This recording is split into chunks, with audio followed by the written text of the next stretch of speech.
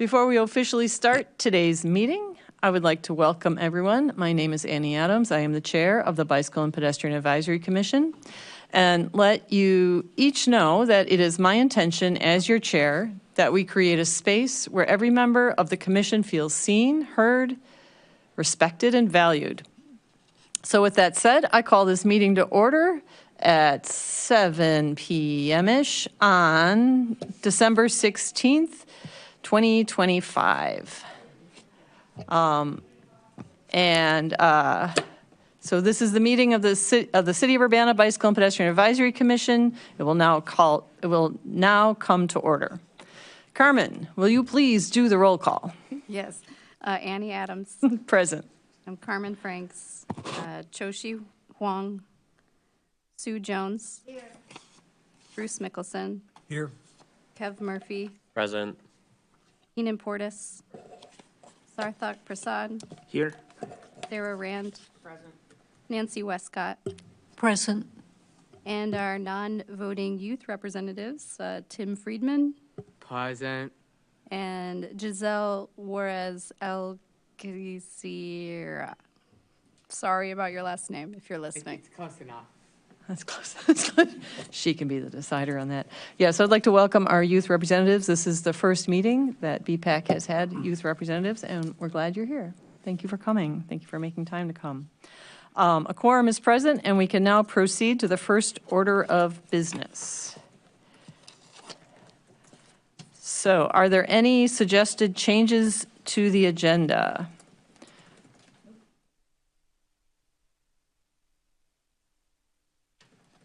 Right, hearing none. All right, hearing none. So the first item of business on the agenda is the approval of the minutes. Is there a motion to approve the minutes from October 21st? I move. Okay, go ahead. Have fun. I move. Second. All right. Perfect. It has been properly moved and seconded to approve the minutes from the October meeting. Are there any corrections or changes? All right. So, seeing none, all of those in favor approving the minutes from October as presented, please say A. Hey. This isn't Toronto. A-I. Hey, it's pirates. It's Talk Like a Pirate Day. Hi, Giselle. Giselle is here. Welcome. Come on up. All opposed say no. The I's or the A's, if we're talking like pirates, have it. All right. So moving on. The second item is the meeting minutes from November 18th. Is there a motion to approve the minutes from November? I move to approve. Is there a second? I second. All right. It has been properly moved and seconded to approve the minutes from our last meeting as presented. Are there any corrections or changes?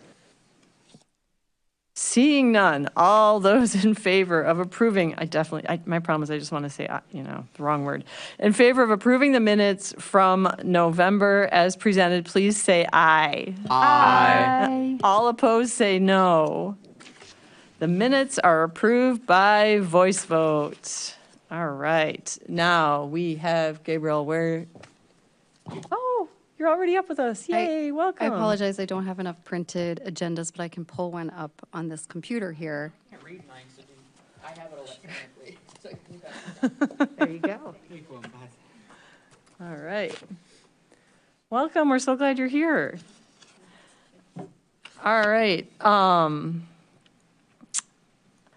I do have one quick question because we have new members today. Carmen, if people needed to exit quickly from this room for any reason, I see an exit here. Are there any other exits that people might need to know about? There's an exit here. Yeah, there's two exits on each side of the room. Oh, I never saw. Okay. There's stairwells that go directly outside to the. Okay, and if you need an accessible exit, you'd need to go.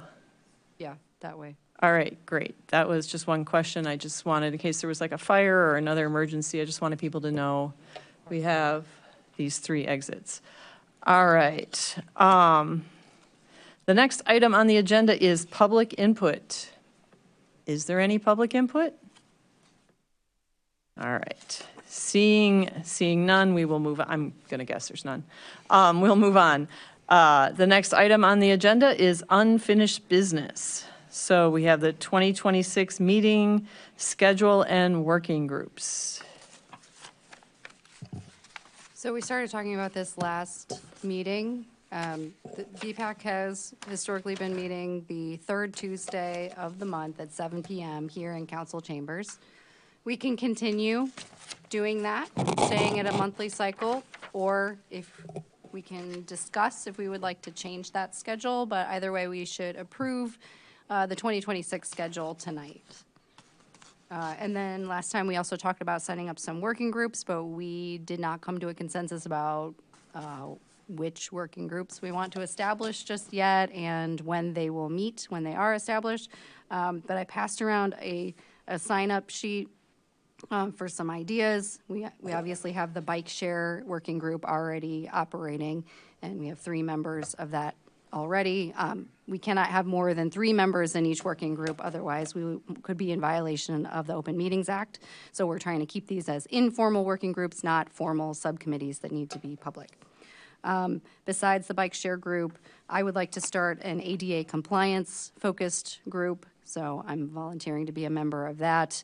I kind of assumed Sarah also wanted to be a member of that, and I had a couple other people sign up, and I can talk to each of you about your involvement once we get that going. Also wrote down here a public education and outreach or events group, and there is at least one person interested in that, and Annie, even though you didn't mark yourself off, I kind of assumed that you were also interested in that one. And then a couple other ideas were a cooperation with other bike organizations group, and a group to focus on any potential grants specifically that could come out of the new bill that Annie talked to us about last month. Or it also says public education committee. So I kind of looped public education in with the outreach and events one, but yeah, so grants or spending money or soliciting money for the city, or I don't know. Any other thoughts we're open to discussing here. We don't have to formally establish these working groups right now, but I just wanted to leave it on the agenda because, well, we definitely have to decide on the schedule for next year.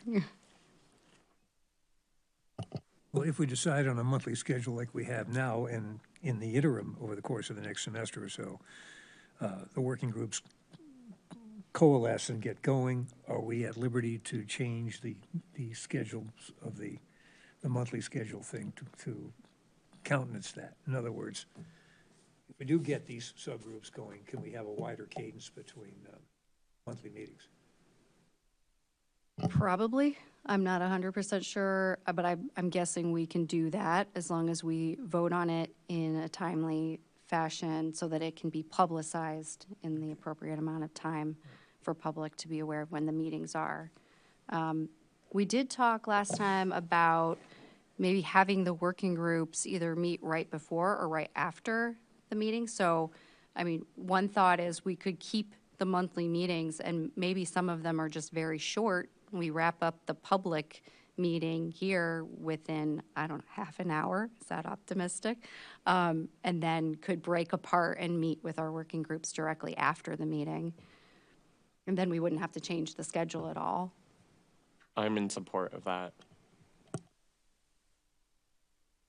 Even if it was an hour, it would still give the working group time to, figure stuff out. Would people be able to meet in chambers, or would they like go to the library or the mall? The mall removed chairs, I believe. But we wouldn't have to meet here is what I'm trying to say. It wouldn't have to be like an open. Correct, since we're not, these are not public formal subcommittees, you could meet anywhere. So say Bruce, Sarthak, and Keenan want to start meeting, at a pub somewhere on, Friday night, I don't know, they're welcome to do that, so. I'm not the demographic for that. Are there other little enclaves in the building where, if you wanted to, without wandering across the street? I'm not sure. I'm not housed here. I'm in public works, so I'd have to talk to others about There's if three we of could us. We stay pull together here. some chairs in the back of this room Yeah. and just talk over there like that if we had to.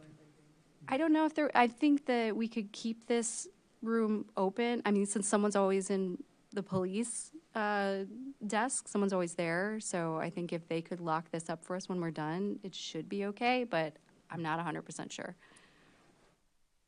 I wouldn't want to, Hear one back there and one here. Like it's, yeah, I wouldn't want to keep our media staff here since they don't need to keep recording.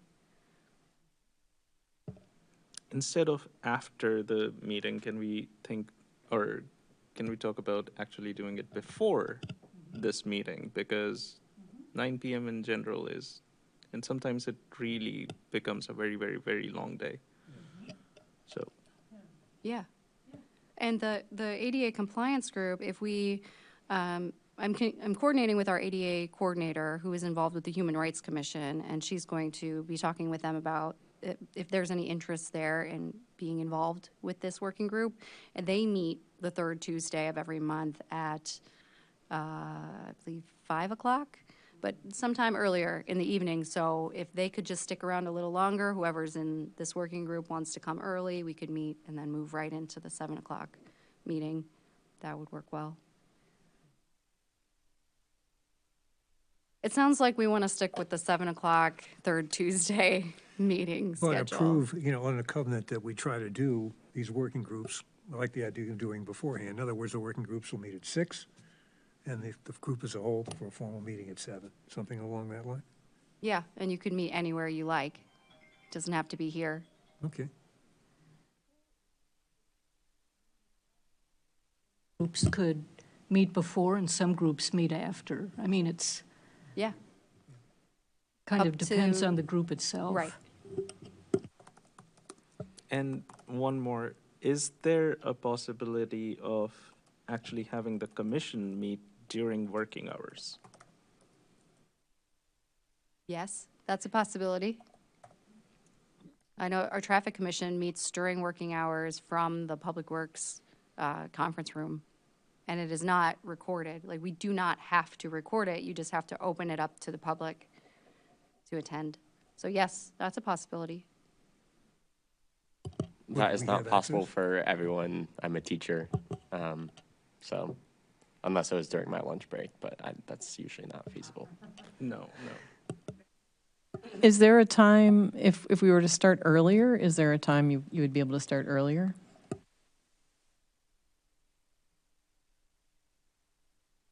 We're asking the working people. I would not the be able, OAPs. I work till 6 during the normal academic year on Tuesdays. Not after finals week, so today was easy.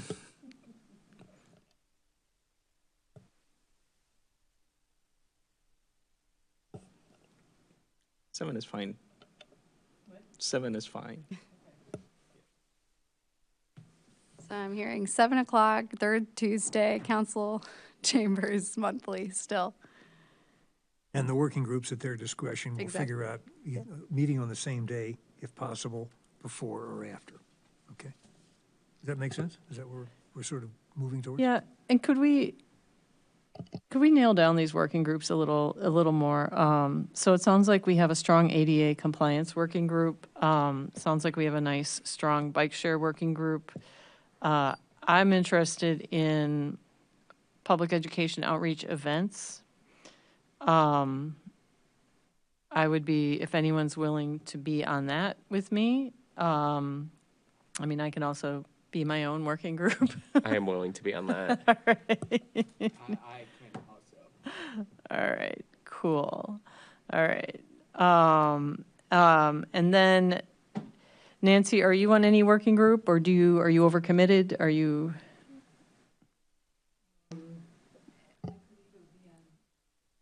On the ADA or the events group, Okay, that would be fine. all right. And then who else do we have? Sue, how about you? Are you overcommitted or are you able to be on a group? I mean, you don't have to say, this isn't like Right, well, forced. what Don't feel. I had put on the list, but it's not something I would want to spearhead because I don't have the knowledge base for it. But I had put on the list, you know, okay, how can we target the possible monies from the bill, which could be tied into events, but I would be a fourth person then. Well, Tim doesn't count. Oh, that's right, right, Nothing right. personal, but But you wouldn't be breaking the Tim's law not, by Tim's not part of existing. quorum, part of Open Meetings Act, right? Right. The Okay. youth Okay. representatives can come and go from any of the committee. Because I'm Or also some- very interested in legislature and money and like that whole. Okay, and that yeah. whole, okay, because that working group could be about events, legislature and money, and connecting to other groups. I guess we call it events, grants, And outreach, because outreach is also like connecting with the other groups, that sort of thing. I like, yeah, my issue is I like the term, when I hear outreach, it's just so broad. I love the idea of working with other Yeah. established organizations. But events, grants, outreach, and then you're saying legislation. I think That's a crazy name, but we Well- can come up with something better. I think last month, Bruce was making a good point about how we could just determine these as issues come up. Like, Okay. you can start off by focusing on events, if there's events you want to plan for the spring. Okay. But as grant opportunities may come up, Okay. it evolves and you change or shift topics. Yeah, we figure out what do we want to tackle. But with the group, the working group would be about the stuff out there in the community. Okay. The task of the bike share group right now is to review the contract and other models for a contract and make recommendations that can go forward to legal counsel or the people who actually write these contracts and get it negotiated. Once we get that done, that'll be, I imagine, the bulk of our responsibility. And after that, it's going to be reactive, or going on the basis of what we see or what people tell us is going on. So I imagine things will lighten up for us. My point is that it's going to be a varying task.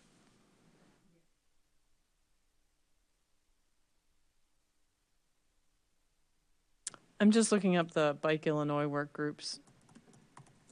I thought they were really focused. No internet, of course not.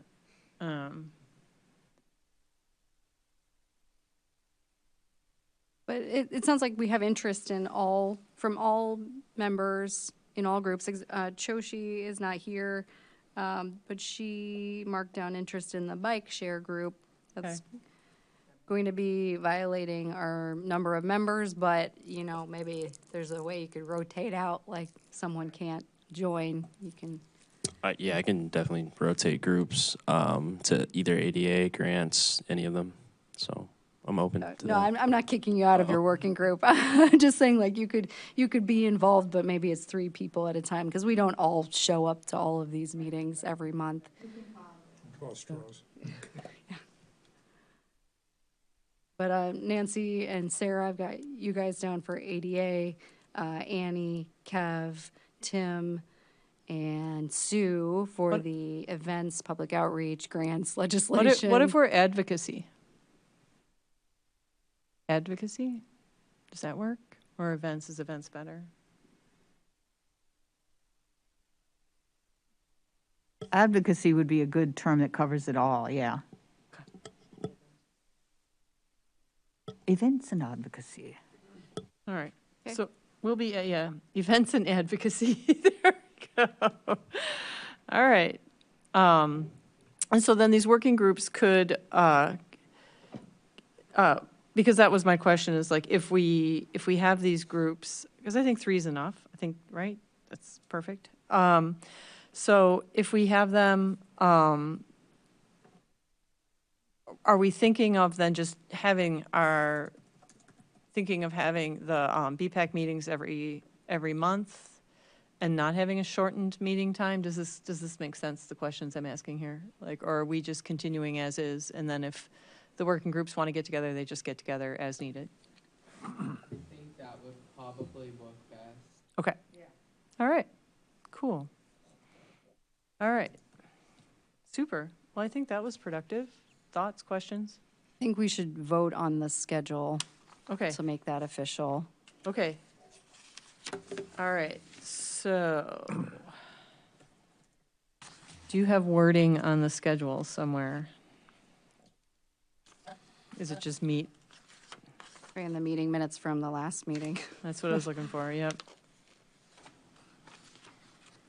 Well, I think I could move to have our monthly meetings in 2026 continue to be the third Tuesday of every month at 7 PM in council chambers. All right, Second. all right. It seemed like last year we had to move a couple of the meetings because of Monday holidays. We got bumped by the city council. Yeah. I think that's right. I think maybe Martin Luther King's birthday and maybe some other Monday holiday. Maybe June 19th or, Juneteenth, yeah, there was at Juneteenth. least one and possibly two, but that's what, I think that's built into things that sometimes, like we're scheduling them. Yeah. I mean, and- because some people have done, sometimes groups don't have meetings because they have nothing to put on the agenda. I don't see that don't get a happening with quorum, this sure. Or we group. don't get a quorum. Yeah, we had to cancel in June, I believe, and it may have been an issue with holiday there. Yeah, I haven't checked the calendar to see if there's issues, but But that also would be an ideal time for, it's like, okay, let's get the working group together since we're not, I think we'll be able to figure out ways to make it all happen without it being onerous. yeah, that's a good thought. All right, so it has been properly moved and seconded to continue the third Tuesday meetings at 7 PM in council chambers. We have had discussion on it. Is there, seeing no further discussion, we will now vote on the motion. And all those in favor say aye. Aye, aye, aye, aye, aye. All those opposed say no. The motion passes by voice vote. We will now move on to the next item. We have snow removal announcements.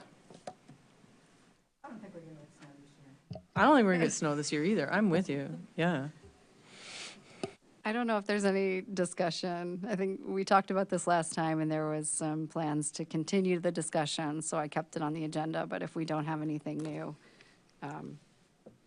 we can move on. But I wanted to make sure we had the opportunity to discuss. Well, I will just say I was at a meeting today of people who are over 65, and people were fairly outraged about like on Vine Street, south of Illinois, the street is just, the sidewalk is a mess. And I would say, especially the snowstorm over right around Thanksgiving, so many people were gone that the sidewalks did not get. And it was the worst kind of snow. Yeah, it was the worst kind of snow, and you had to get the snow right away, and so that was really a mess. I don't know, I didn't leave the house except if somebody picked me up for about a week. I just couldn't walk down the block because the snow in the street and the snow on the sidewalks was patchy. I would say maybe every fourth house shoveled their walk, and that might have been generous. It just seems like fewer and fewer people are actually shoveling their sidewalks, at least This one was this week. better. This one was better, but there's still, it really is interesting. There are not very many people that shovels their sidewalks.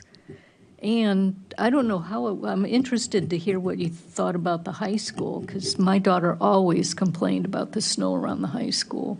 The sidewalks near the high school were mainly okay, maybe minus right outside the door. They pushed it onto the grass, so when we had a fire accident, because we don't know what it is right now as students, we had to step over the snow, so that was a hazard in that case, but they were typically good. Carl Park, the sidewalks were good. I had to take pictures there for a class, but most of them were decently shoveled. They shoveled the parking spots were typically shoveled. So, yeah, and all of this was done before 7 because I had jazz and it was always shoveled.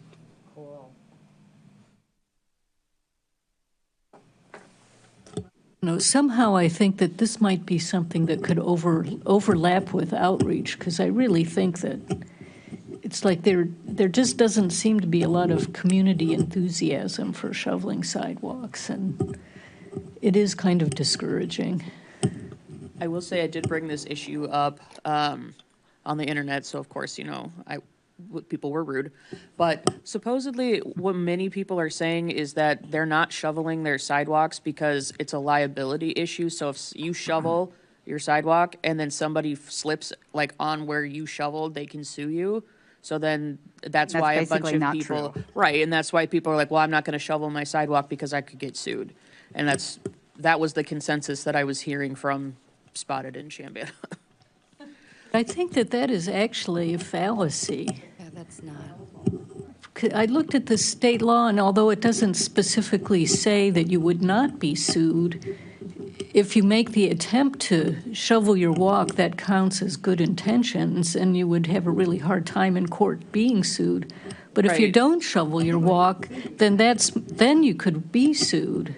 Right. I mean, especially- it's just the opposite. Right, and especially with when the ordinance where most places you are required to remove the snow on your sidewalk, I didn't really engage with the person that was telling me that, but a lot of people were commenting saying, yeah, this is why I don't do it either, which that could also go for outreach to educate people that that's not true. Yeah.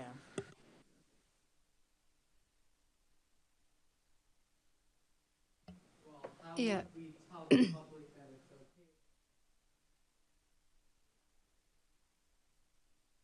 So the city has, the announcement that the Public Works Director makes to enact the snow ordinance, the snow removal ordinance for those areas. And I'm going to talk about that in a little presentation in the new business section. But what we've been talking about before is putting out another announcement to just talk about areas like across the city, encouraging people to shovel their sidewalks.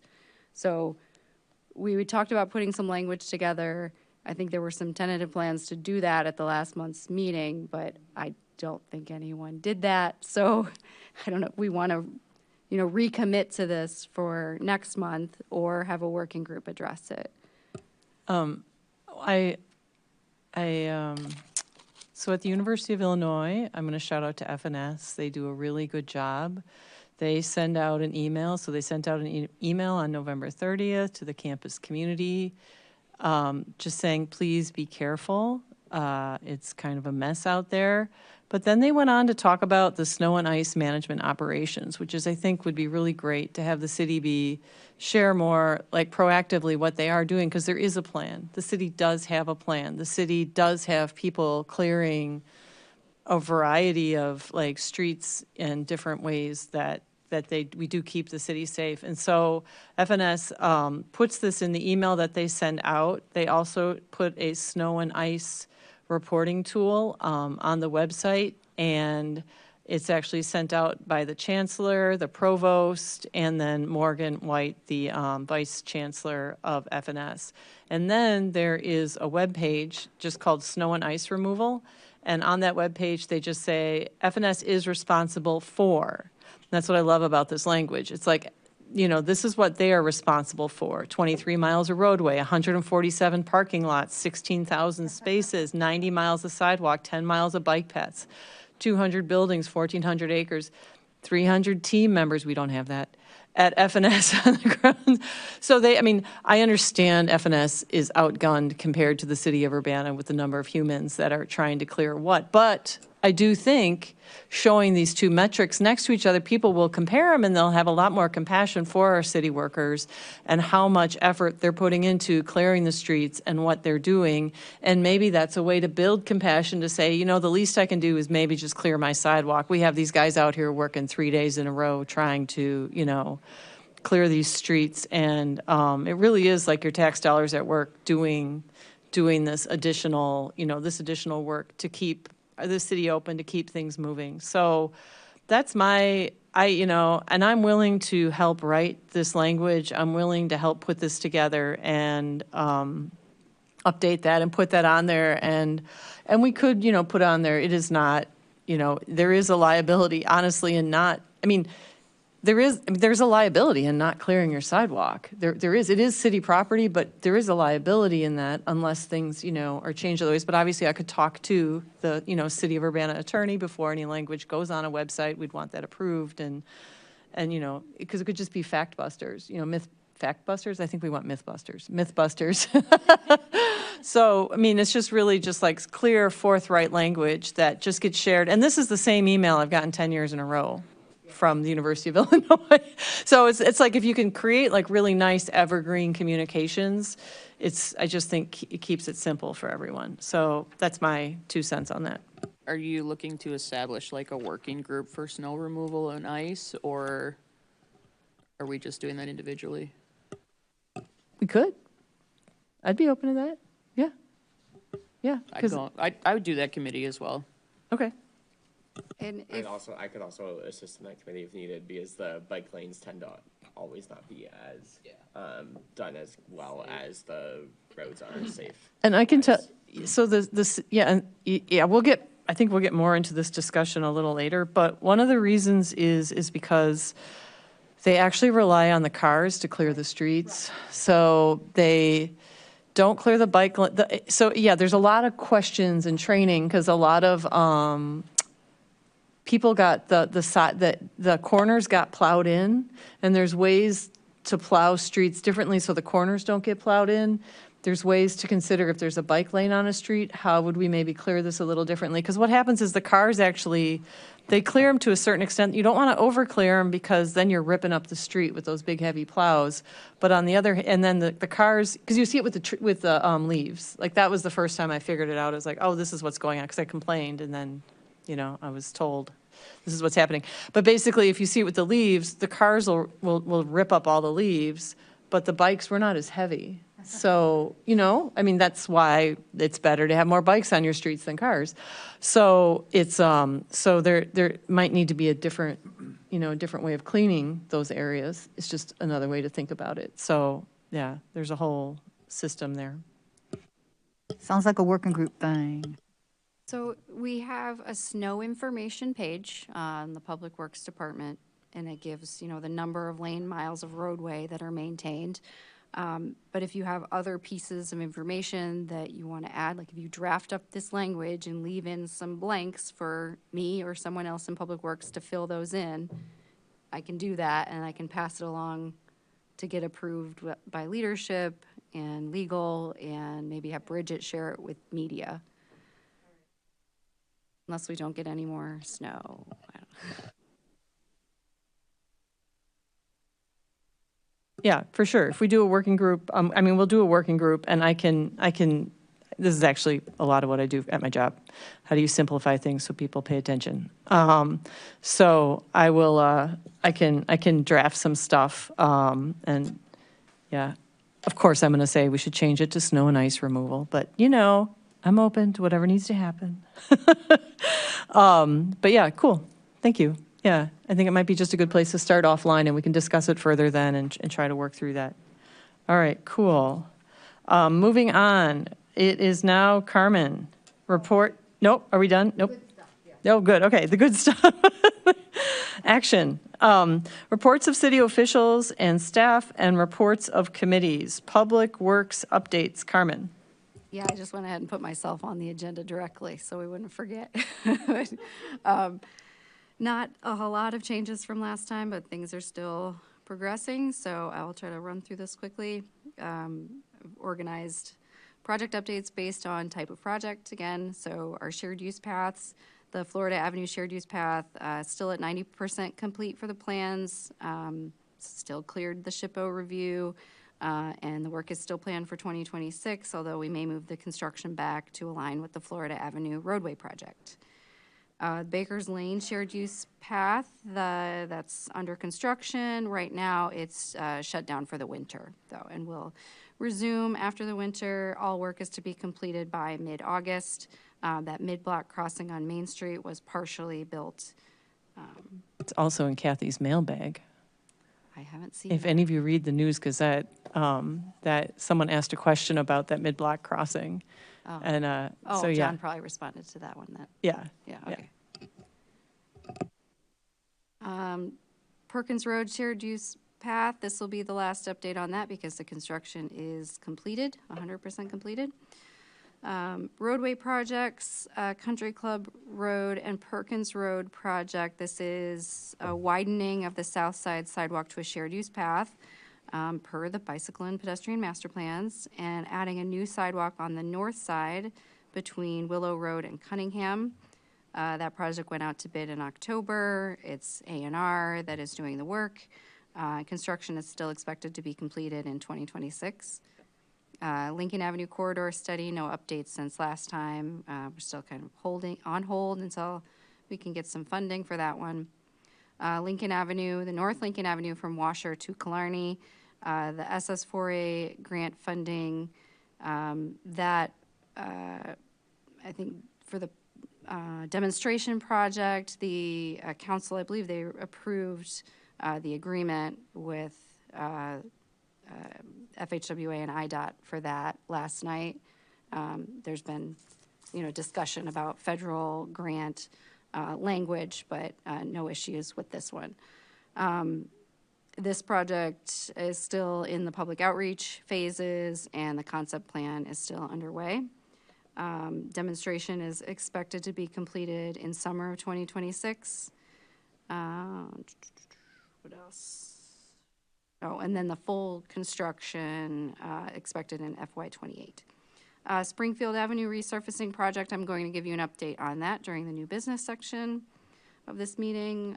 Florida Avenue from Wright to Hillcrest. John is tentatively going to give a presentation to BPAC on this project in January. The intersection design details are still under review by IDOT, specifically Race and Vine Street intersections with Florida. And then after that review is done, he'll present the design to this group. Illinois and Vine Street, the first phase 1 is nearly complete. So this includes Illinois from Race to Vine and Vine from Illinois to Maine. I've noted previously that the design is likely to include lane reductions on both Vine and Illinois, turn lane changes at the intersections, and crosswalk improvements, but it's also adding bike lanes on Illinois Street. So that's a new update. I don't have any more details than that.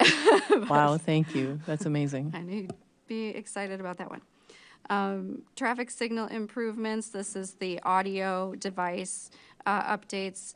These plans are moving towards the final bid documents, and we're expecting to put that out for bid in January 2026.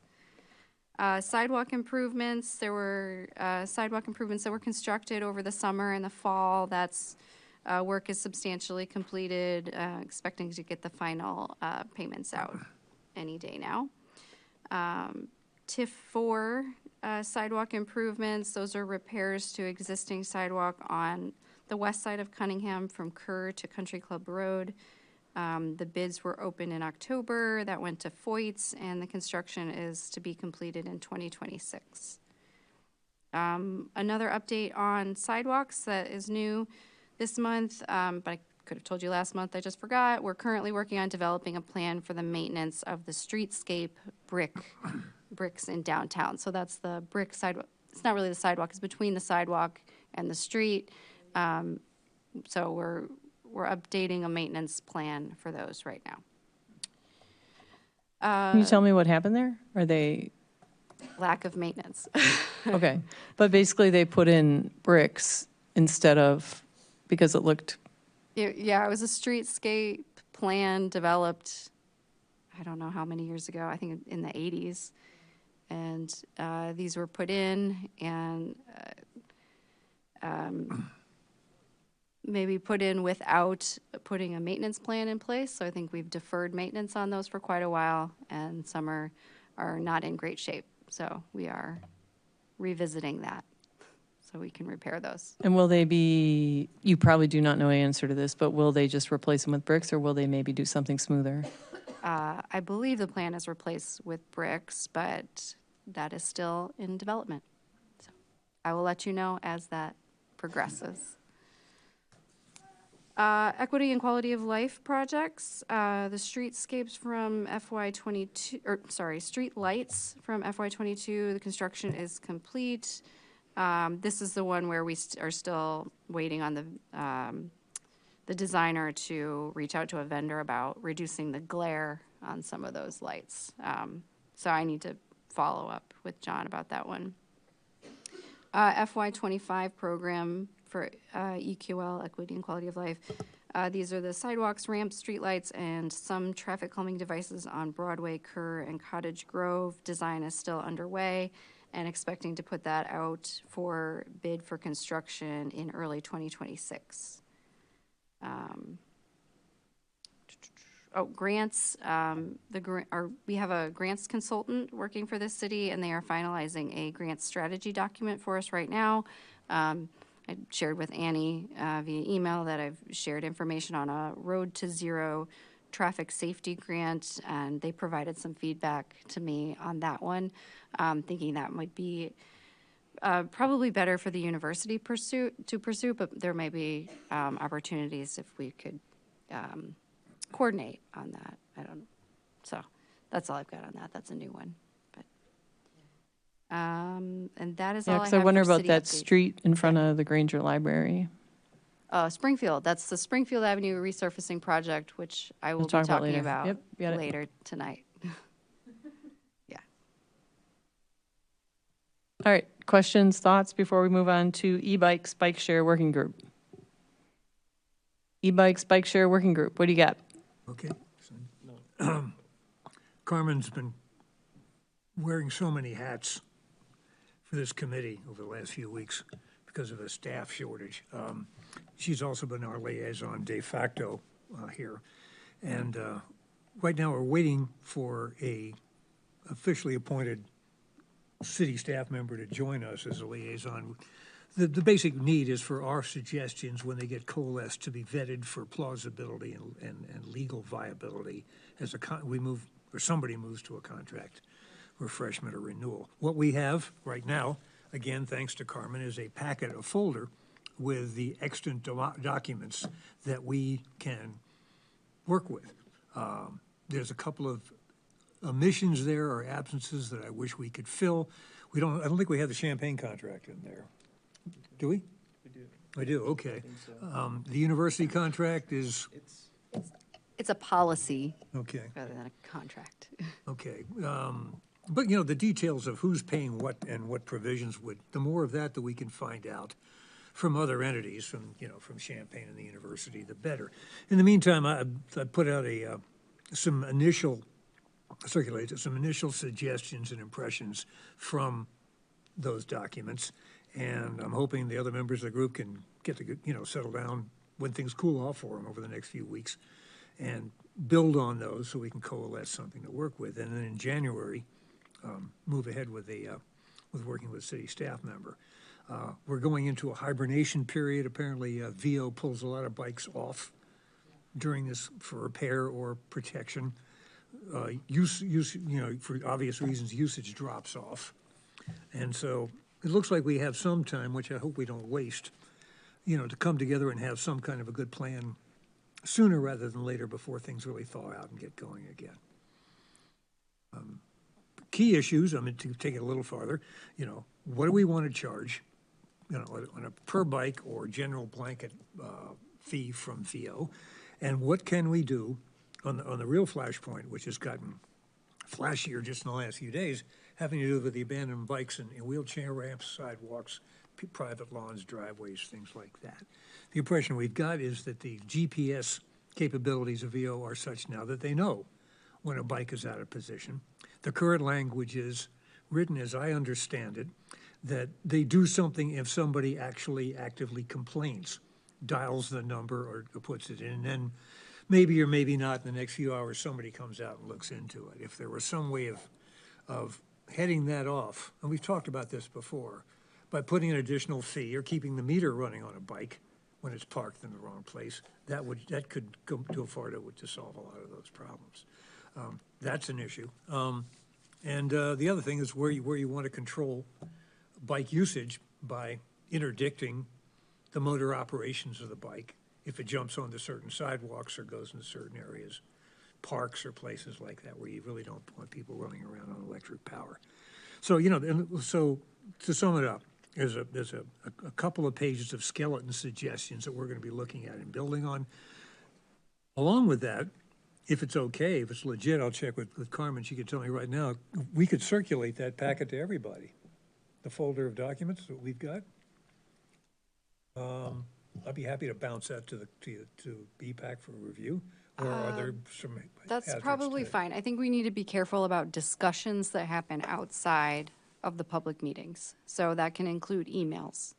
So unless you're just sending a one-way communication without any expectation for discussion amongst more than 3 members, you have to do that here. And Okay, I as could long manage- as every document can be public, be part of the public record. That's your other. Okay, so I could forward that document with the caveats that Carmen's suggesting, right? So we know that when we receive them, what that can trigger is one-way communications rather than discussion. And discussion has to be tabled until we all get together in meetings. Is that right? I think so. I would want to check with our clerk to make sure I'm not in violation Okay, before I'll we hold off start on sending. doing that until I hear from you, or if you feel like it, you could do it so. Yeah. Okay. Sarthak, did you have something you wanted to say? Not really, like, I was just going to talk about, like, the winterization, like, they are going to remove, like, VO is removing the bicycles. It's unfortunate that the snowstorm came when it did, because VOs were still being used a lot during those times, and now they're buried in snow and ice. Like, so yes, like if you do send them an email, it's literally just hello@voride.com. They will send out somebody to remove that bicycle if it's in violation, if it is blocking a sidewalk or a curb cut or a crosswalk or anything such as that. That is true for the university, for City of Urbana. Again, like, we do want to get the contract in place as soon as possible, because right now there isn't one. And if there is a contract, then they're more responsible to fill. And I mean, I mentioned to somebody who's, you know, a person who's part of the ACLU group, and I just said, you need to understand it's a group of volunteers that have put this stuff together at this point. The city right now does not have the capacity to, you know, it's just, we don't have the staff for it right now, and that's just a reality we have to accept. I'm very interested, though, in having parking spots for those bikes and parking spots for bikes, because as you well know, we do not have enough bike parking on campus. We do not have enough bike parking in our neighborhoods. I mean, I see bikes all over the place, and as most people know, you can call it the Hell's Strip, you can call it whatever you want, but the city owns not only your sidewalk, but they also own the area with the big, gorgeous, tall trees on it, which is sometimes known as the Boulevard or the Hell's Strip right in front of your house. And I keep wondering, and that's why we can put, I was going to point to Shoshi, that's why we can put bus stops in front of people's houses and other things. So I would love if we could find corners or places where, or even parking spots where these bikes could be parked. And I see no reason not to do it. I would love to work with VO. I would love to work with the city. I would love to find how we could put these parking spots out there. I don't know what that looks like, what that feels like, but I think the biggest issues people are having is the randomness of the bikes appearing. And also personally, I would love, as a person who would want to use one of these bikes, to know that I could find one in these different spots. So that's my 2 cents on that matter. And since the beginning of this, I've been saying, I would like if we had parking spots for these bikes. We keep getting pushback on, we don't want parking spots for the bikes. I really think it would be helpful for everyone. And I don't know if VO has tried this in other cities but it just seems to me like common sense. Like we have to park our bikes in parking, in racks. And so it just seems like common sense to me, but. Yeah, so like on campus, like we are actually implementing that. Like we are going to have several off-rack locations for these VO bikes.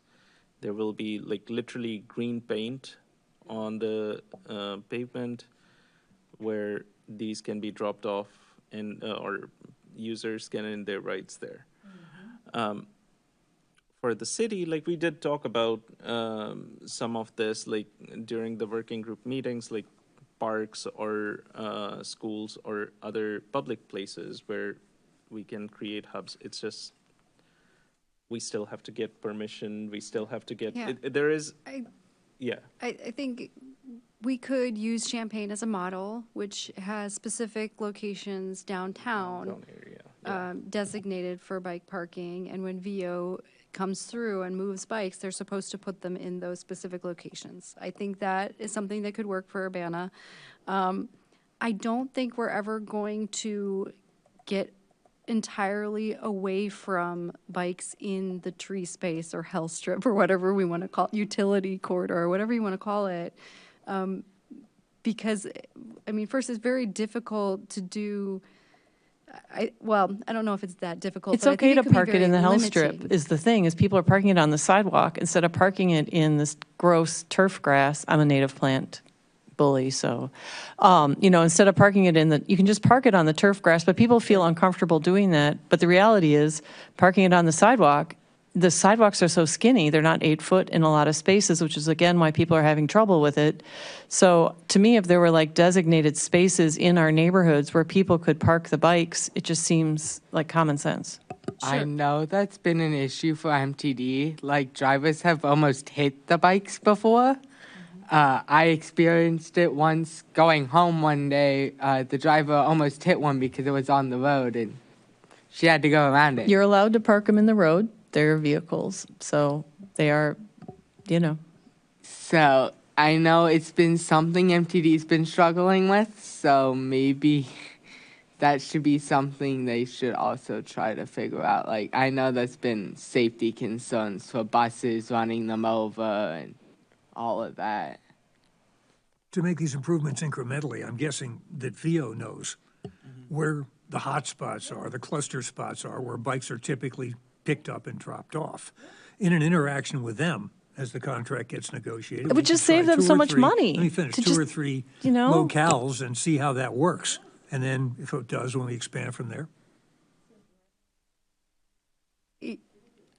Yes, I think this is great, but I'm hesitant to limit the parking to those zones only. Yeah, so I think that if you can't limit people from parking in the tree space or, other public areas outside of the sidewalks and the ramps, like they are still going to be scattered. Like there's not ever going to be a scenario where they're just. But I think it would decrease a lot if people just had a sense of, oh, this is where they belong. Yeah, Sure. because I you would know think- where to find them, yes. you'd know where to pick them Right. up. I think it would make it better. Yes. And I do think But you no, we could don't wanna like get say a just 50-cent here. That's discount crazy for making. putting them there or something. I have no idea. It seems to me that you should be rewarded for putting them in these That's- shared spaces. Yeah, that's something that we can talk to VO about, because again, like with the pricing, with the incentives, that's not something that we can dictate. But yes, like, I mean, it's a pretty ridiculous system. You see like a truck roving around trying to find these bikes instead of them just being like, knowing they're in 12 spots. Here, we're not that big of a city, like that's, so the original point of, like, the reason why we don't have the designated spots only is also because we didn't want to put infrastructure down, right? So, what Carmen is saying, like, You that's, want to be able to Yeah, like- access your bike. Like my husband uses them. He wants to park it right in front of our house, you know? But we do also understand, and that's why, like, that's what the university, like, we are trying to do as well. Like, students are still allowed to leave their bicycles at the end of their ride on a bike rack, but there are going to be certain locations outside of the bike rack areas where they can drop these off as well. So, again, like, that's also because we have seen the usage in those areas. So the conversation with VO could be, like, that would be beneficial. It's just, again, like, our first step should still just be to get the contract in first and then try and Yeah, figure out. yeah, then we add more should, stuff to we got it great as ideas, needed. but, yeah. But we should not get bogged down in the description part. Like, no, you have to be 100 feet away from the courthouse only, and that's the only place where you can park. No, like, let's just get the contract down and then add more stuff as we go along. Because it's been far too long that the city doesn't, like, for them not to have a contract.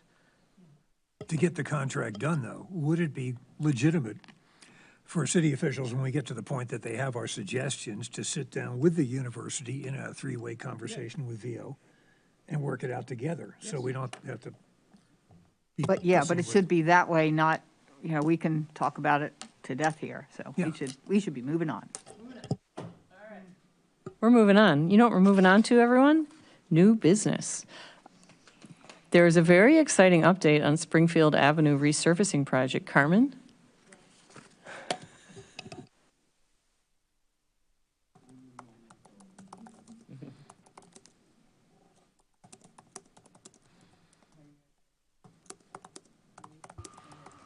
Carmen, are you trying to put in the HDMI?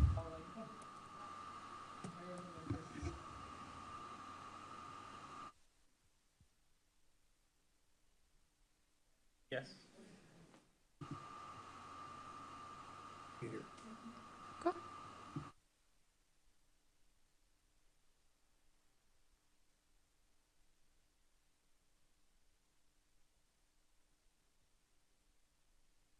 Really, I'm just going to show you the plans. Okay, so Springfield Avenue, this is primarily a resurfacing project.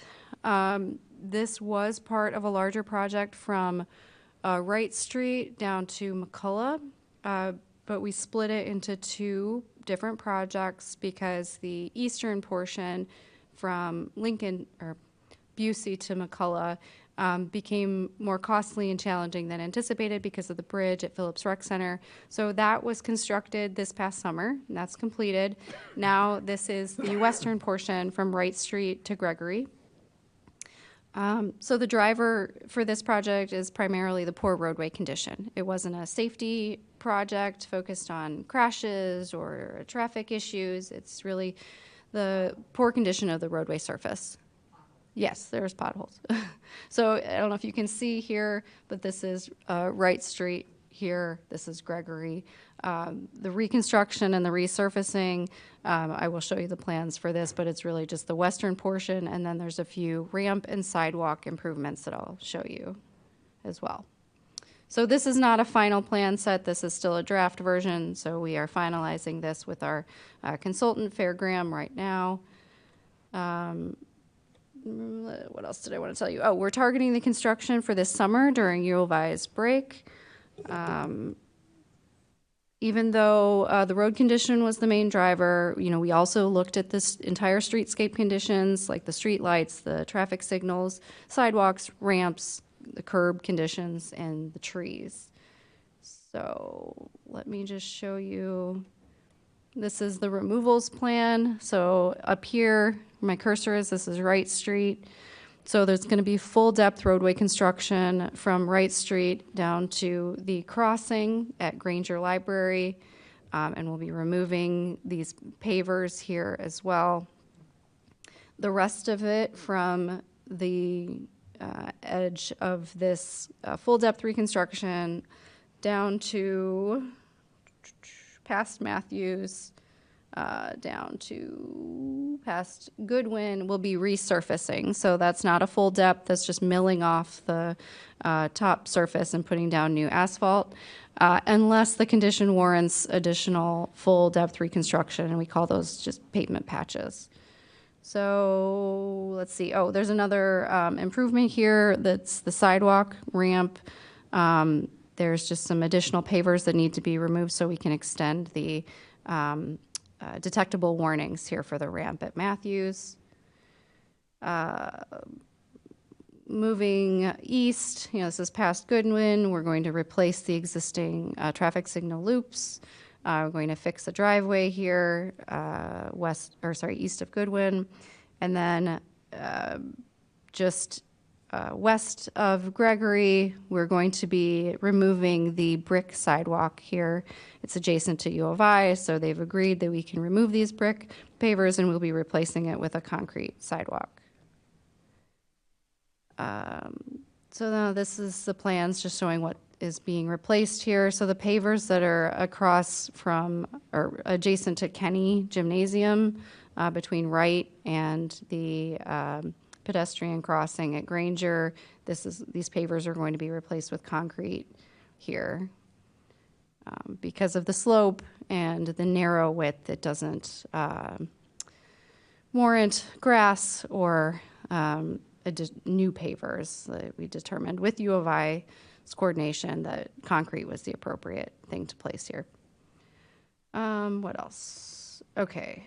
So I have a few things to go over regarding the crossing. I know that's the primary focus here. I just wanted to make sure I give you guys the update on all the things changing for the plans. Oh, we're also improving the sidewalk here that's in poor condition, east of Matthews Avenue. So between Matthews and Goodwin on the north side, the sidewalk will be removed and replaced with new concrete. There's no bike facilities in any of these spaces, right? Correct. There's no bike path. Okay, so here, this is exciting for BPAC, hopefully. New ramps being put in at Harvey Street. So there is a ramp existing on the northwest corner here, but it doesn't go to any other ramp currently. It kind of leads you to a driveway to a U of I facilities. So we're going to remove this one, shift it to the west, and add a new ramp across from it. And then on the east side, we will add a ramp across from the ramp on the northeast side. So we'll have a new ramp on the southeast corner at Harvey, and two new ramps at the other corners to align better.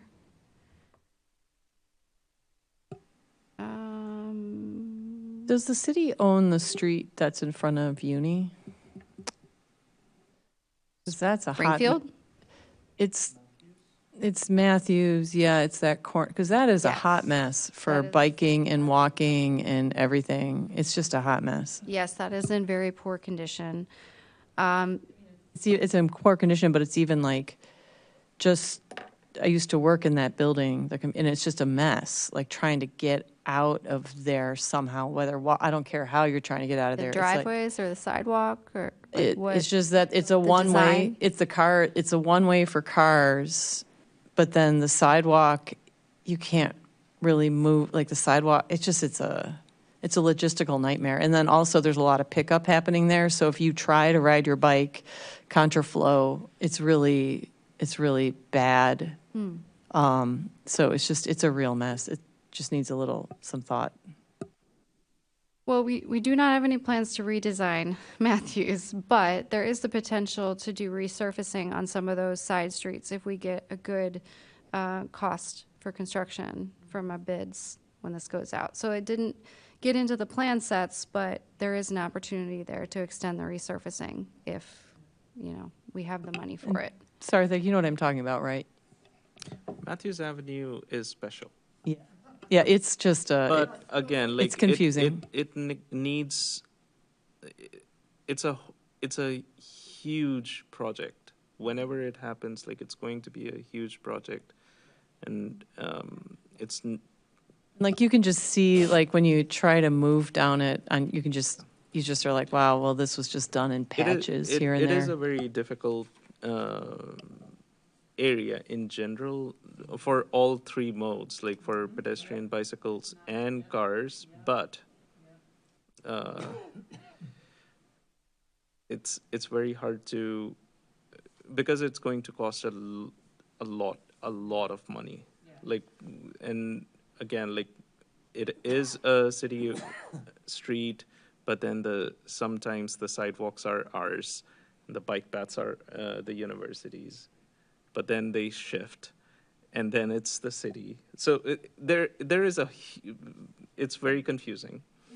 Yeah, but it's just if it's ever, it's just, you put that nice cutaway in there, which was great. That was a game changer to add that cutaway. But it's definitely, yeah, I agree with you. It's just not a good experience for anyone. But the good news is, because it's such a bad experience for cars, it's fairly safe.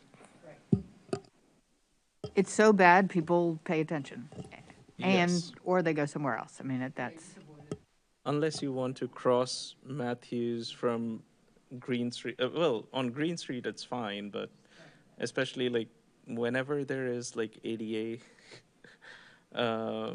if you're evaluating for ADA compliance, it's a nightmare.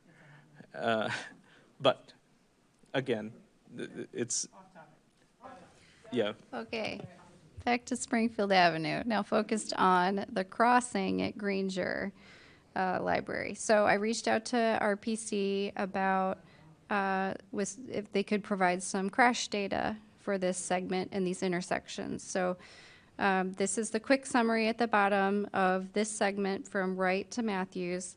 This is all the crash data they have from 2015 to 2024. That seems really high, right?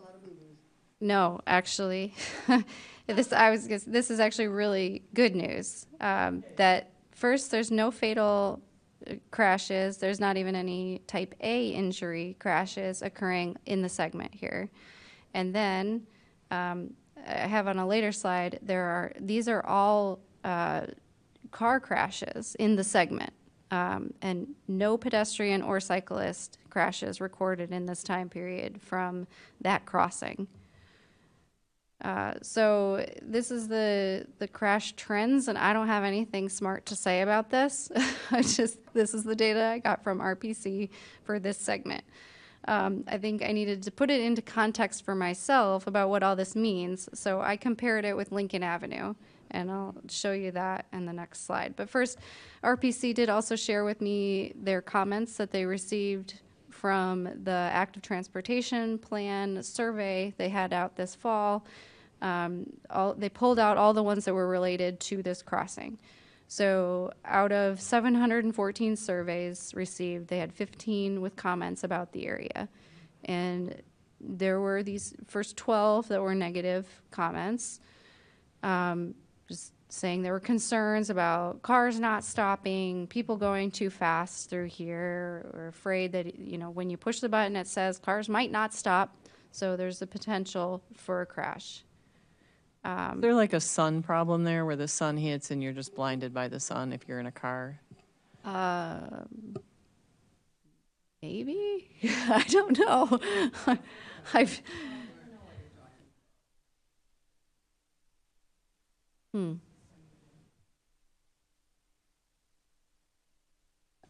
I didn't see that in the comments, but I'm not sure. Did have some positive comments too.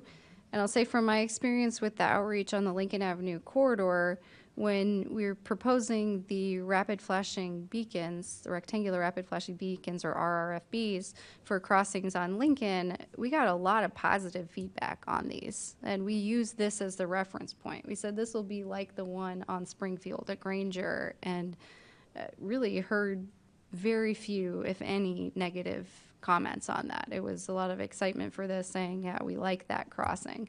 So while, there are a lot more negative comments here that came in about this crossing than there are positive, I think that the crash data is really telling. And I will, sorry, this is not very pretty. I just threw some of these things on here, and I can open up the Excel tables if anyone's interested.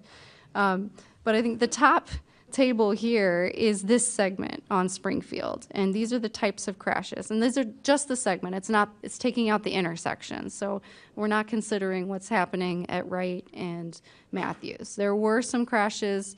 There was one pedestrian crash at Matthews, I believe, and one cyclist crash at Wright, or it might be the other way around. Sorry. Here's, I know, on a bike. It Oh, just okay. the parking situation on Springfield and biking on, but that's all we were just talking about, that Yeah, whole mess. I didn't have avoid- the capacity to do more than just focus on this one crossing. So for this segment, I think it's really telling that there were no pedestrian or cyclist crashes over 10 years, at least none that were reported that RPC could share with me. They were all, And has that infrastructure been in for 10 years? it's been in longer than 10 years. I'm All not right. sure when it was put in place. But yes, I think it was here for this entire time. I wanted to put that into perspective for myself, so I was comparing with a few of the segments on Lincoln Avenue. So the top one here is Springfield. This is our segment. The annual average daily traffic loading is the ADT, so it's over 9,000 for that stretch. I just did a rough measurement of the length and then the number of crashes over those 10 years that was provided by RPC. Compare that with our 3 worst segments on Lincoln Avenue. Yeah, there is higher average traffic on each of these segments, but they are also much shorter segments too. And, all of these had a higher number of total crashes. Then I wanted to see, well, what kind of crashes are we looking at? So I pulled up, the data that RPC has online for Lincoln Avenue, and the 3 segments I just pointed out are at the bottom here, where we do have cyclist and, sorry, I'm just trying to highlight something and that didn't work, but y'all can still see it now. There are pedestrian and cyclist crashes in both of those segments, and significantly more front to rear crashes in 2 of these segments. So yeah, I don't have any more intelligent things to say about this other than I thought it was really key to point out that we haven't tracked any pedestrian or cyclist crashes in at least 10 years. I know there was one cyclist that was hurt recently, so that didn't factor into this because this only went to 2024. But I will, we will still take into consideration all these comments. These are still important. I'm not going to disregard the comments that come in from these surveys just because we don't see the crash data. But for now, we think that the plans right now to keep the RFB as it is are still maintaining a pretty safe means to cross the street. So putting in like a traffic table maybe is not a possibility? A Not table, for a this- traffic table is just, it's raised up to the height of the sidewalk. Instead of the pedestrian steps down, it's just at the height of the sidewalk, so cars would have to go over it. Not for this resurfacing project. If we do see crashes happening at this area that warrants a traffic study like we did for Lincoln Avenue, then, we will revisit it and we could put something in. But right now, we do have to balance with other needs across the city. If there's other areas that are showing crashes for pedestrians and cyclists, we're going to focus our efforts and money on those. And I guess my other question is do we ever want cyclists in this space? Or, and I know this is not the project to do that, but bigger picture, like what's the thought? Like, do cyclists use this space? Does anyone have any clue? They Like should be walking their bikes at this crossing, not riding. So, On the Springfield. bicyclists are not, because there is no bicycle infrastructure on Springfield on either side of the campus. That's why, like, the bike plan moved the bicyclist up north through the Beckman Quad area, because on the west side, it's connected to White Street in Champaign, which is a bicycle route. On the east, it's Main. So that's the thoroughfare. it's true, I use the Springfield MCOR, all that is- beautiful MCOR stuff, yeah. Yeah, so Springfield is technically not for bicyclists. And like, I've been watching the RFP, like, whenever there is a class that I have to go to, like, when I'm not actually teaching, I'm looking outside, seeing how many people actually press the RFP. And most of the students, they do actually press, and then cars stop. So it is working, and it works well. There are some students who don't, who just think that the cars will automatically stop without any, yeah. But that's again, like, it's Could we put in an automatic when you're like 3 feet away, the lights come on? Is there such a thing though? Like, I don't know if there is one, but again, like, as I was saying, That like, I sounds think, rife with potential issues. yeah, And basically, it sounds like it's a good working It's system working right it now. is working. It So, is yeah, working let's- well let's right now. Make it, I mean, I just hope making it nicer doesn't mean that, oh, the road looks great, I think I'll go 90 instead. You know, that's the only. Plus, that section is so narrow. Like, that's one of the reasons why traffic is so slow over there, because you've got, Parking on the sides, yeah. yeah. So, yeah. Any other questions on Springfield Avenue? Great. Oh, and the comments that I did notice, like, they were talking more about that crash that had happened earlier this year, because it was the ATP survey that had just gone out during that time. So there were more comments about that incident, as it should, like, it should be reported, but again, like, just something to consider. All right, the next order of business is snow removal issues and responsibilities. Sarah and Carmen. And thank you, Carmen. This is really exciting. I can't wait to see what happens here on Springfield. Yeah. Okay, so sidewalk snow removal. I thought I'd just do a quick overview of who removes what, who's responsible for things. So again, not very pretty. I didn't have much time to make this a beautiful presentation for you all, but I think it has the basics at least included. So we have our snow ordinance in place. The sidewalk snow removal zone ordinance, I've got a link to it in here. Looks like this. So basically, it states that the property owners in the identified snow removal districts clear the adjacent public sidewalks and ramps. Ramps are included in this because it states that you need to clear the walkway to the nearest crossing that's adjacent to your property, so of snow and ice. Property owners must clear the sidewalk within 24 hours of the declaration by the Public Works Director. After a winter storm, the local media outlets and the city website will include notices that the sidewalk clearance requirements are in effect. So then for more information, I just added the link here that talks about our sidewalk snow and ice clearance requirements. So then there's these PDFs here that show each of the areas. And my next slide says what those are. So the snow ordinance districts are 3 areas across Urbana campus, which is surrounded by Wright to Lincoln, then University bounds it on the north to Florida to the south. And I added links here to each of these maps, which I just opened the first one. Then downtown is between Race and Vine, and then from University primarily, but then there's a little bit on Park down to Illinois Street.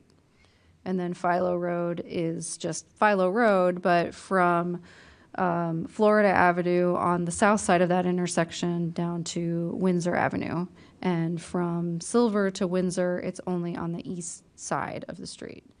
So let me go. And just to be clear, each of these were like chosen, and then you go through, we went through city council to get these, and at certain times we've tried to expand them or change them. So that is also a possibility. Yes, these could change, but this is, Just telling you what is currently in place right now. So if you're in any of these zones, you live adjacent, well, if you live in any, you have property in any of these zones, you're required to clear the adjacent sidewalk and ramps to your property. All right. So if an individual notices something, do they call the property owners? Getting to that. That's coming up. Okay, so I wanted to share with you guys this as well. This is the city snow removal map. So what does the city do? This is mostly in the downtown area. I've included the map here for all the sidewalks that the city staff is doing themselves. And then if you want more information on street plowing, I've got that there, but I'm really focused on sidewalks here. So in addition to what's on this map here, there's a few other remote locations noted down here that the city plows the sidewalks. Other than the requirement for adjacent property owners and then the city plowed sidewalks, there's a volunteer organization called the Snow Angels that's operated through the Champaign-Urbana Safe Routes to School group, through MTD. It's a volunteer program focused primarily on routes to school, but you can volunteer for any segment across the city. And they have a application form online that you can fill out, volunteer for any place you want to go. I'm not aware of any others, but I wanted to put this out there in case anyone here is aware of any other groups that are doing this. Nothing formal. Paid services, obviously. There's paid plowing groups, but okay. Then, throwing this in, what do you do if you have an impassable sidewalk or ramp from snow? What do I do?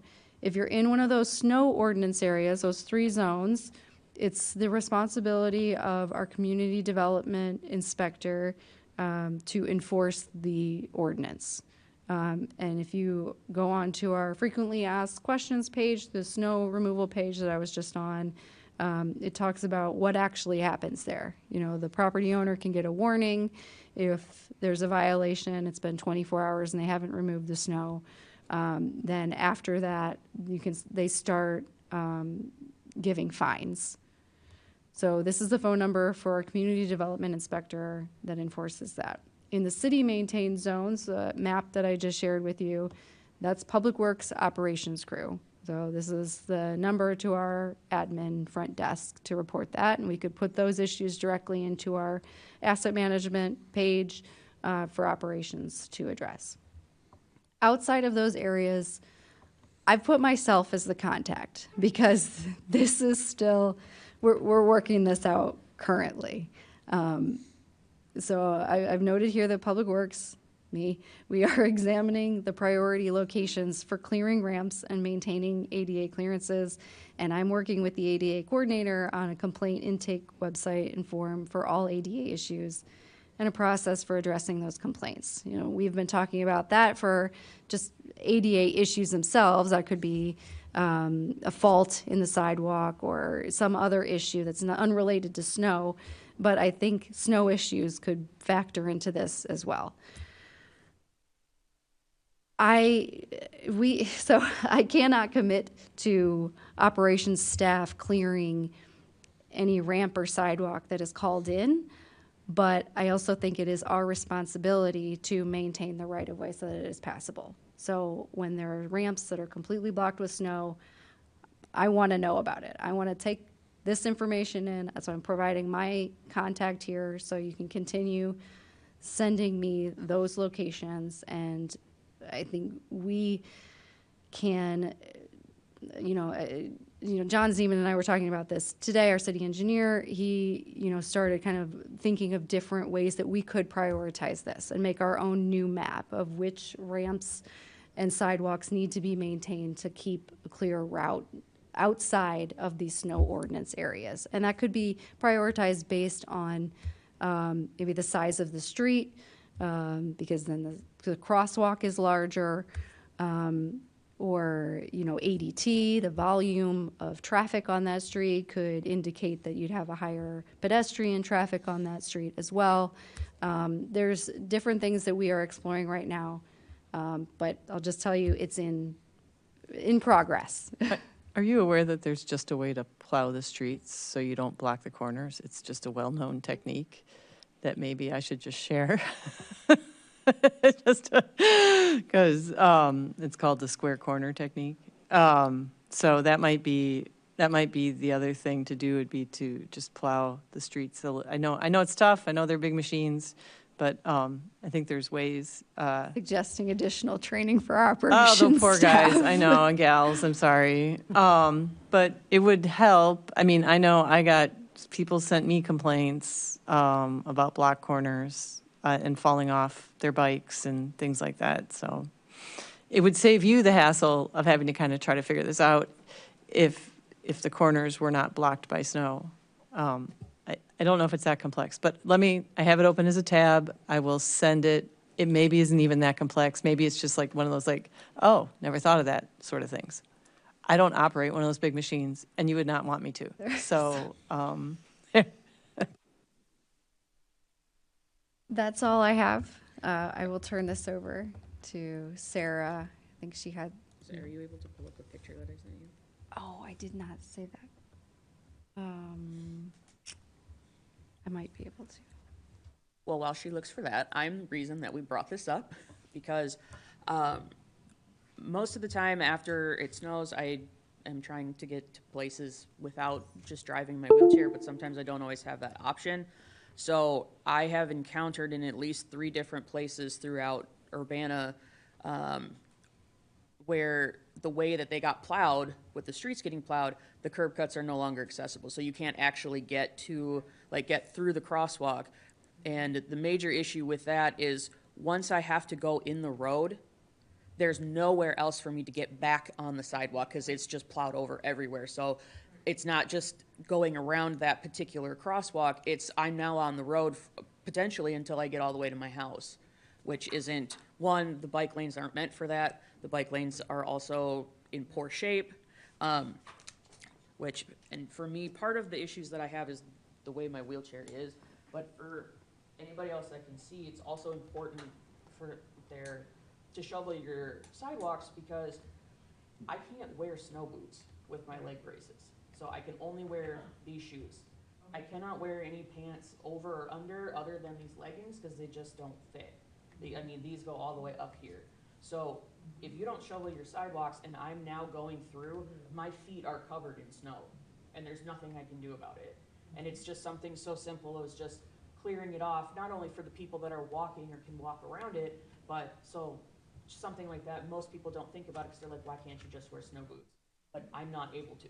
So I was wanting to make sure that there was some sort of a method so that we came to these curb cuts that were blocked or something like that, that there was a way to get those cleared. Because obviously I'm not able to clear it myself, but the one that she had a picture of, that I sent Carmen a picture of, is at Florida and Philo. So it's right next to that bus stop in front of Florida House, which is a major crosswalk, and it was completely inaccessible.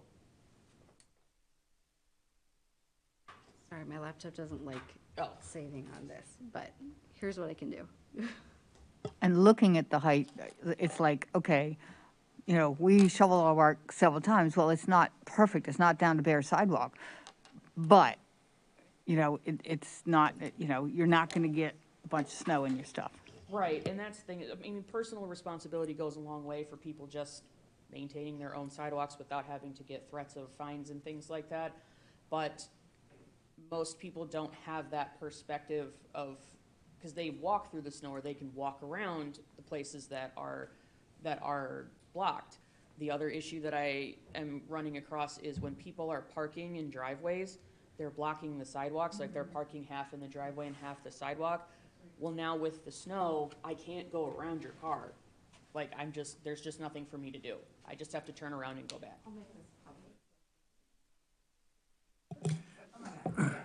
Sarah, are there specific corners, specific segments of the Urbana street and sidewalk situation where you're having maximum trouble? Yeah, my neighborhood, none of the sidewalks and curb cuts in my neighborhood are really accessible. And your neighborhood's where? I live on Michigan, right off of Kinch, in Okay. southeast Urbana by Brookins. And so one of the other things, and I think it's in a future topic somewhere, I'm in the process of documenting where the sidewalks and curb cuts are broken, because I have nothing to do but time. Like, I have time to do that. The problem is, the way that I've started to document when I tried it the first time, I just did a little square, didn't even have to cross the street, like in my block, and I only documented tree-related damage, and it took me over an hour because there was so much. So in the spring, I'm wondering if it's possible for us to either borrow like an old body cam from the police department or have access to a GoPro so that I can map my route and basically mount the body cam or the GoPro so you can physically see what the sidewalk looks like as I'm going, because then when I'm done with that video, I can take it and plot it on a map, and then you'll be able to see exactly where that is, and it won't be too much work for Public Works because I'll have already compiled the data, but it also, using the video will not be so difficult for me to do like in the moment. So I've been a cyclist long enough that there weren't bike lanes. And this was one of the things that people started doing is they would take out the GoPro and just be like, this is my commute home. Yeah, and when I posted on Spotted in Chambana about shoveling the sidewalks, which every time I post on there, somebody has to say something rude. That's just how it goes. I showed a video of what it looks like when I have to go through the snow. So like you can see how my feet get covered. And that's really what I'm trying to do is just educate the public. Like, what does it look like when you go out in a wheelchair? Because I can't always have the ability to have somebody take me somewhere. We do have $300. So we do have $300. We have $300. Right. There is also, Yeah. there's a program that is becoming more and more popular called Deep Walk. Yes, Deep Walk, and they're from here. They are University of Illinois. That's what I was wondering. That's what I wanted to connect you with was Deep Walk, because they're here. They've come in. They've offered to help. They've offered to say, what do you want to do? They're a startup up in Chicago now. They've gone from the research park up to Chicago. Good stuff. Yeah. I'm Yeah. not sure how to connect that all, though. So I think we've thought about using this in the past with our former public works director, wanted to learn more about this. But we do have RPC performing these sidewalk assessments for the city already all across. So I would be curious to see how your assessments line up with what RPC has just put together. And so that's one thing. The other thing I'm thinking about is in my coordination with our ADA coordinator, we have talked about a potential budget from, that's really dedicated to ADA compliance, and something like this service or a GoPro or something else to help could come out of that budget potentially. I don't want to commit her to that and her funds, but Yes, and with the snow removal as well, it's not just mobility reasons. So for both Nancy and I, with our visual impairments, once it snows, everything is white. So if you don't shovel your sidewalks, it's almost impossible for us to know if we're still on the sidewalk. Am I on the road? Am I in somebody's grass? Like everything it's all bright, it's all the same color, and it's extremely difficult. So that's another reason why shoveling the sidewalks or trying to do that removal would be helpful, even if there's some sort of like imaginary liability people are thinking about. one more thing I thought about that we were just talking about today in engineering. This can't happen this season, but it's something that we could possibly put in place for next season, where we have a contractor that's on call for the snow ordinance removal zones already. The budget in place is for that. We could potentially shift some of our funds for Public Works to that contractor so that we make them available to do areas outside the snow ordinance area too. So when calls come in, if I'm getting flooded with all of these requests for sidewalk and ramps, we have someone in place already that could go do that, and we have money in place already to pay them for it. For now, I can't commit to that, but I also don't want you riding in the street because of snow and the ramps. That becomes a problem is like I said, once I'm on the street, then there's almost nowhere for me to get back on. But there's got to be some sort of a middle ground. And like you said, I wasn't even aware that there was a technique that you could plow so that that doesn't happen. Is that what you were referring to? Okay, so that would be helpful too. I mean, I have there's a neighborhood listserv where I live, and it's a pretty well-resourced neighborhood, and it's pretty disappointing to read comments of, our neighborhood does not have a single must-shovel sidewalk in it, and we don't have to shovel, so you just don't have to, so don't bother. And it's like, wow, okay.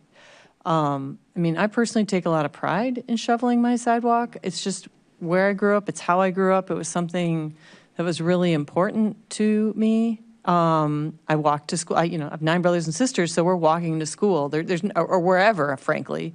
You're not getting anywhere unless you're walking. So it's like Nancy said. It's disheartening, and I do wish we could find a way to change that narrative. Yep, that's part of what I'm working on with my overall conversations with the public, is just to change the conversation around disability and accessibility, to normalize those parts of conversations. But you're always going to find people that are going to be hateful for no reason. The last time that I asked somebody on Spotted in Chambana, like, just, hey, be considerate of people on the sidewalk using wheelchairs. One person actually said that this is Trump country and offered me assisted euthanasia, just for asking somebody to be considerate of wheelchair users. So, I mean, we're never going to change all of the conversations, but you just need to do one at a time, and then those people will start changing conversations, and then there's a ripple effect. But hopefully we can normalize paying attention to those types of things that us, like Nancy and I, we rely on through ADA, but Yeah, other people universally, just aren't if it's going to know. accessible, Right. then it'll be good for everyone.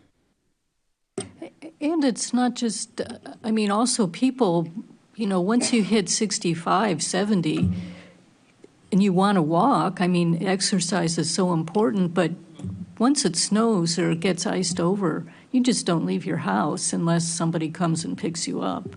The fear of falling and breaking something just gets to be too high. And the entire population of Urbana should be able to use the sidewalks just like anybody else. Whether you're 65, whether you have vision impairments, wheelchair, we all deserve to be able to use the sidewalk, and we all deserve to be able to get to the locations that we need to get to through our methods that we choose. And so I know a lot of people just kind of disregard people with disabilities in terms of the things that they need, because the world isn't built for people like me, but it doesn't have to be that way. It can be universally accessible, and then everybody can access it, and there's not this, this juggling of whose needs are we doing and whose needs are we not gonna meet. Well, not to mention, like, one of the things we always say is, if you fix it for an 8-year-old, you fixed it for everybody else. So, 20, all right. But thank you for advocating for that, and I'm sorry people bullied. No, I'm sorry people bullied you. It's unnecessary. It's not needed. Yeah, it's not helpful. All right, the last item on the agenda is sidewalk accessibility concerns and goals, and this is mine. And we can always punt this to the next meeting. I just wanted to have. I just kind of honestly wanted to have a brainstorming session, because, again, I as well see people getting really upset over VO bikes, and I'm like, wow, you don't shovel your walks, yet you're upset over VO bikes. I can't put this together, I can't put this together. So we have transportation insecure residents. We have residents who need ADA accessibility. We have vulnerable road users. And it's frustrating for me. I mentioned to one person who was talking to me about it, I said, you know what, have you been at Crystal Lake Park? And have you seen, like, that new thing that Cara got the grant money to create the connectivity in Crystal Lake Park to go to Carl, to the healthcare facility. And if you're ever just there in the mornings, you just see people in scrubs just like whipping by on VOs, and it's like, I said, working people use these bikes. It is their last mile. is their first mile and their last mile, and it's just deeply frustrating to me when I hear about it. So that is why I wanted to talk about it, because I know there are, I judge you, I see the leaves that are not cleaned. Like, I see sidewalks that are just piled high with leaves, and then there's snow on top of it, and then there's no ice cleaning. There's cars that are blocking sidewalks. There's brick sidewalks that are we haven't even talked about brick sidewalks and how inaccessible they are unless they're newly repaired. We haven't talked about how there's no sidewalks.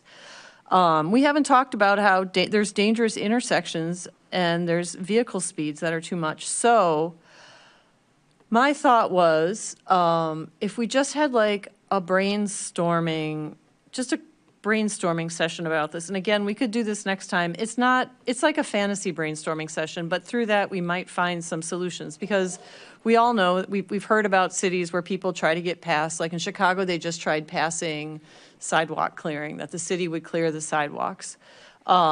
So there's no reason why we can't just think about these things and talk about these things. It doesn't mean it's gonna happen, but it will get us closer to a more just society. So that was pretty much what I wanted to bring up and what I wanted to talk about. So I'm happy again to punt this to next time, where maybe we all have a little more capacity, because I think at this point we're all a little spent, and we can get out of here maybe 5 minutes early if we go right on to announcements.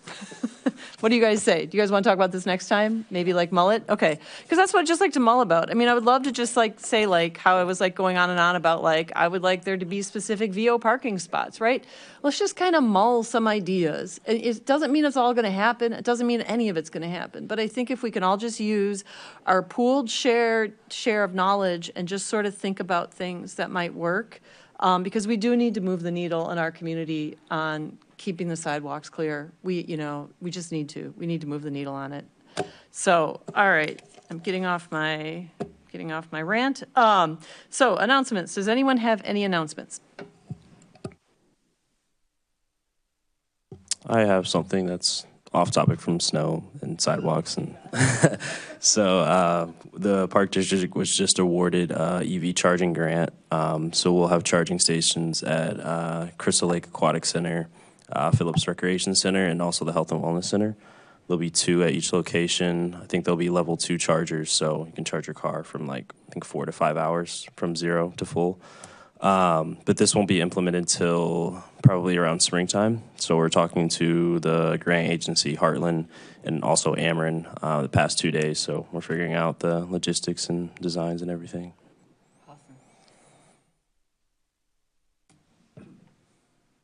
I can talk about bike lights, bike walking, pet lights. I have found that people have bags of these lights, and I have been given the bags of the lights, and I went out and purchased new batteries for them, and I have been replacing the batteries in them, and we've been handing them out at community events, and I will be handing them out on Saturday there will be lights in downtown Urbana on Main Street. It's the Urbana Arts, I think it's sponsored by, the Urbana Arts Commission, Urbana Arts and Culture. Yeah, I can never remember. I never remember their name. I'm always like Urbana. But anyway, there's going to be, Jake Metz does just this gorgeous light show on Main Street, and it's on the buildings, and there will also be hot cocoa at Gallery Art Bar.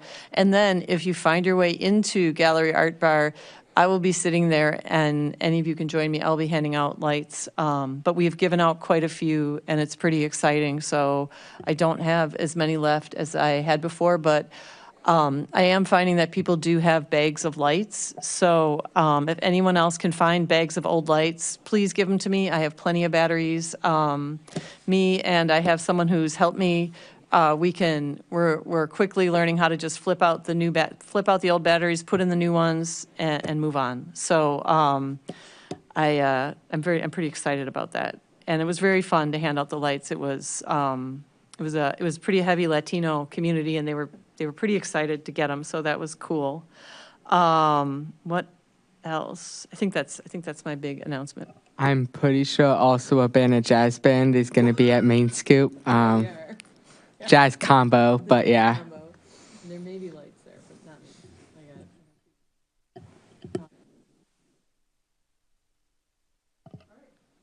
All right. Yeah. Okay. So I just wanted to add, I already talked about it, but VO is in the process of winterizing their bicycles.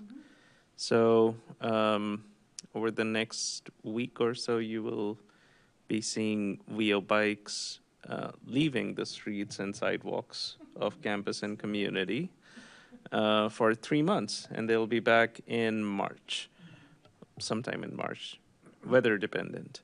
Um, so yeah, other than that, the university actually, like, we've been working on a project for Pennsylvania Avenue, from Lincoln Avenue to city limit on, like, campus side, of course. It's a reconstruction of Pennsylvania. So currently, that project is in design. Hopefully, we'll get the design finalized by next semester, and hopefully it will go out on bid next semester. So we're hoping for construction next year, but let's see. What's on Pennsylvania? I can't picture it. From Lincoln, so city limits to Lincoln. So from natural resources, building, garage, close to, like, the cemetery area. Oh, okay. Oh, wow. From all the way to Lincoln. That's Yeah. amazing, because there's a sidewalk that ends there. There's a terrible crosswalk that is very confusing and bad. Oh, amazing. Oh, that's really exciting news. That one Okay, I is got in- you now. Pennsylvania, yes. it's right by my, Yes. I feel stupid. Yeah, I know exactly where that is. That one is in design right now. Yeah. Improvising there for years. Let me throw in one plug. I've worked at a lot of northern tier snowbelt universities, and I've been in contact, as many of you are, with these peer schools. I don't know of any school of our size that has a better reputation for conscientiously clearing bikeways and pedestrian sidewalks for ADA, bicycle, and pedestrian usage than the University of Illinois. We have had our act together for decades. It's a different we from the we I'm bringing here, but it's just true. So. Wait, can I go back to this Pennsylvania thing? So when RPC was doing the Lincoln Avenue corridor study stuff, I asked if they could fix that intersection from Lincoln Avenue at Pennsylvania, because they said that is a hot mess. And it sounds like, and it's, I thought that was city, because also that road is a mess. I mean, So- because that's where the buses are. There's not like bus pads for it, so when you bike, yeah, it's a mess. the Pennsylvania, the west side of Lincoln, that's U of I. Yeah, The east so- side of Pennsylvania is city. Yeah, and the intersection is the cities. Yeah. The intersection west is the university, and that's the section that we will be that we are looking at right now. That's really exciting. I mean, seriously, that is a heavy pedestrian bike area. It's a Very- super wide yeah. street, and it's a mess. Yep. Oh, that's And really exciting. directly, like, only connection to, well, shouldn't say only, but the most reasonable connection to FAR, PAR, because students can go around on Lincoln, but we don't want them to. No, not even, not even that. Like, don't cross Lincoln and then come back here. Like, Lincoln is not the safest, I would say. I should make an announcement too. I forgot to do this at last month's. The Kickapoo Rail Trail is in a fundraising state right now to try to get more of their construction funds. They had a shortfall of 1.85 million.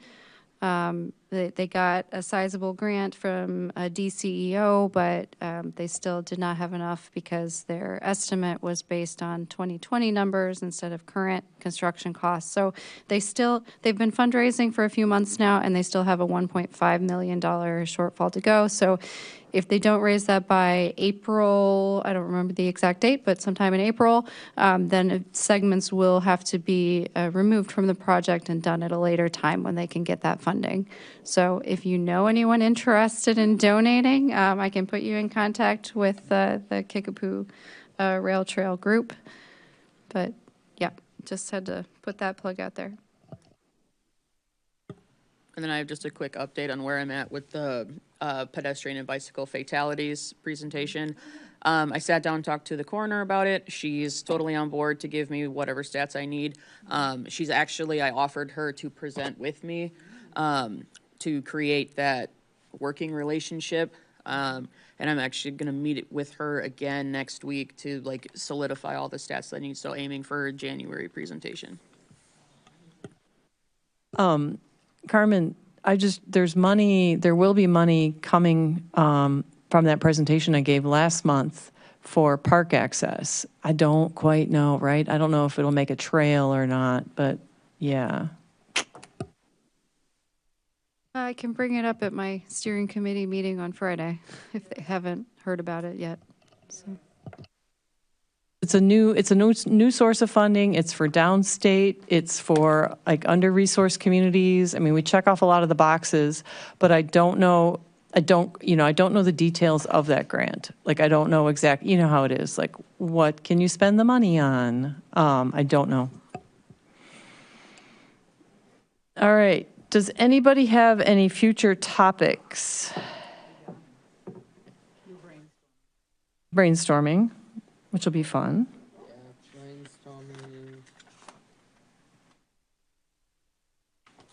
All right, and maybe we'll have some snow and ice removal. Let's hope we don't get any more. Snow and ice. I'm done with the snow. All right. Well, that then brings me to, before we officially close and end today's meeting, I would like to thank everyone for your work today. I would also like to add, during this season of Good Tidings, I would like to thank the crew who records us monthly, keeps the doors open, the staff who put together our agenda and these minutes that we have approved. And I would like to thank you for all your professional and good work. And so that is Rondell, that is Carmen. Carmen, who does the notes? That's Michelle Heiger. Thank you, Michelle Heiger. We appreciate you. We see you. We appreciate the work that you're doing. It's my hope that you leave this meeting feeling seen, heard, respected, and valued. The work we are doing together is important, and I thank you all for your participation. With that said, if there are no objections, I call this meeting adjourned. Happy New Year, everybody. We'll see ya.